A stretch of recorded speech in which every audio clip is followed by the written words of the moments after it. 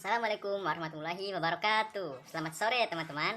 Ya, bertemu lagi dengan Bapak. Nama saya Teja Sukma Pribadi. Di sini saya akan menjelaskan materi tentang puisi. Nah, pada pertemuan kali ini kita akan menjelaskan apa-apa saja yang berkaitan tentang puisi. Seperti yang pertama, pengertian dari puisi itu sendiri. Kemudian yang kedua, mengidentifikasi topik-topik dalam puisi, mengidentifikasi gaya bahasa, mengkaji puisi, mendeklamasikannya. Nah, langsung saja kita akan ke pengertian yang mendasar dari puisi. Nah, teman-teman ada yang tahu apa itu puisi? Angkat tangan. Ya, silakan. Ya, benar. Puisi adalah salah satu jenis dari karya sastra. Nah, puisi sendiri sebagai salah satu jenis karya sastra, ia bisa merupakan suatu sarana ekspresi maupun juga sebagai suatu sarana untuk menyampaikan ide, kemudian menampilkan realitas sosial dan lain sebagainya. Nah, kemudian untuk mengidentifikasi topik-topik penting dalam puisi, yang pertama itu kita mesti menentukan tema. Ya, tema dalam puisi. Nah, tema ini berkaitan dengan keseluruhan dari isi puisi tersebut. Misalnya contoh puisi dari Sapardi Djoko Damono, judulnya adalah Aku Ingin. Berikut puisinya akan Bapak coba bacakan. Aku ingin mencintaimu dengan sederhana, dengan kata yang tak sempat diucapkan kayu kepada api yang menjadikannya abu. Aku ingin mencintaimu dengan sederhana, seperti isyarat yang tak sempat diucapkan awan kepada hujan yang menjadikannya tiada. Nah, tema dari karya puisi tersebut bertemakan tentang cinta, tentang bagaimana cinta tersebut secara sederhana diterjemahkan, namun biarpun sederhana sangatlah sulit dilakukan, seperti ucapan yang tidak tersampaikan oleh kayu kepada api. Nah, seperti itu. Kemudian mengidentifikasi komponen yang penting dari puisi adalah tentang makna. Makna ini biasanya dilihat dari kesatuan, koherensi, atau dari secara keseluruhan maknanya seperti apa. Nah, terus juga dari puisi tersebut bisa menimbulkan suatu suasana batin. Suasana batin ini seperti ya hatinya berbunga-bunga.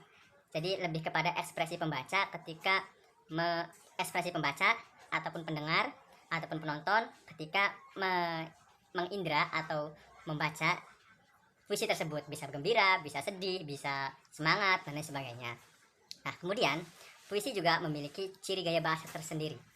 Terutama misalnya karya sastra almarhum Sapardi Djoko Damono, gaya bahasanya misalnya secara lugas disampaikan.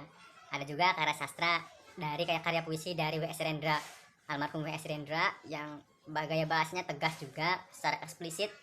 Nah, biasanya karya sastra puisi perkembangannya, adapun bentuk dari puisi itu sendiri perkembangannya dari zaman ke zaman mengalami perubahan. Yang pertama ada puisi lama. Puisi lama itu seperti pantun, gurindam, dan lain sebagainya. Kemudian secara berkesinambungan, secara konsisten, perubahannya pun dari yang semula berpola ABAB atau AAAA berubah menjadi lebih abstrak, berubah lebih lebih sukar. Kalau dulu kan biasanya gaya bahasa puisi lebih implisit, lebih lebih padat. Nah, sekarang pada dewasa kali ini banyak juga tuh jenis puisi yang sifatnya prosais. Jadi walaupun bentuknya ada estetika puisi, akan tetapi bentuknya dijelaskan secara gamblang, secara jelas, secara prosa gitu. Nah, lanjut, kemudian kita menentukan komponen dari bagaimana caranya kita bisa bisa mendeklamasikan suatu puisi. Nah, dalam proses deklamasi puisi itu tentu berkaitan dengan penampilan. Kalau sebelumnya kita mengkaji bagaimana puisi itu dari segi teks, kita menuangkan perasaan, kita menuangkan ide, kita mencoba untuk memotret kebudayaan pada saat ini. Lain halnya ketika kita mendeklamasikan atau mempraktikkan puisi. Nah, adapun hal-hal yang perlu disampaikan, yang perlu diperhatikan ketika mendeklamasikan puisi adalah yang pertama tentang pelafalan atau artikulasi. Nah, karena proses penampilan puisi itu memerlukan suatu kejelasan, maka aspek artikulasi juga menjadi hal yang cukup penting. Nah, seperti itu. Kemudian yang kedua adalah aspek intelektual. Nah, aspek intelektual ini ya memang bukan suatu perkara yang mudah untuk mengingat sesuatu, karena terkadang karya sastra puisi itu bahasanya sangat berbeda. Berbeda artinya kadang-kadang tidak seperti umumnya. Ya, jadi diperlukan daya pikir, daya nalar yang cukup kritis sehingga makna yang disampaikan itu bisa tersampaikan dengan baik. Kemudian yang ketiga adalah bagaimana ekspresi itu disampaikan. Nah, betul, kaitannya dengan mendeklamasikan puisi dengan ekspresi adalah sangat erat, karena biar bagaimanapun juga tema itu disampaikan secara runtut, secara baik apabila ekspresinya bisa disampaikan. Kemudian aspek selanjutnya yang cukup penting dan krusial adalah pelatihan pernafasan. Mohon maaf.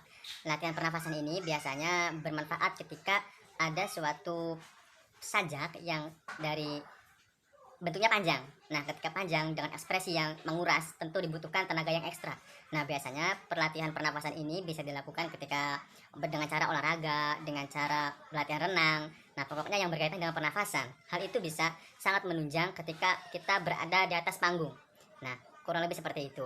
Kemudian bagaimana sastra yang baik itu bisa dikategorikan baik? Nah, sebenarnya kembali lagi kepada selera pembaca. Ada seseorang yang begitu mabuk kepayang ketika mendengarkan puisi guratan-guratan tentang perasaan dan cinta. Ada juga seseorang yang jiwanya terpanggil ketika membaca atau melihat suatu deklamasi dari puisi yang bertemakan tentang kehidupan sosial, mengangkat tema-tema sosial seperti tentang politik, bagaimana ia menjadi belenggu dan lain sebagainya.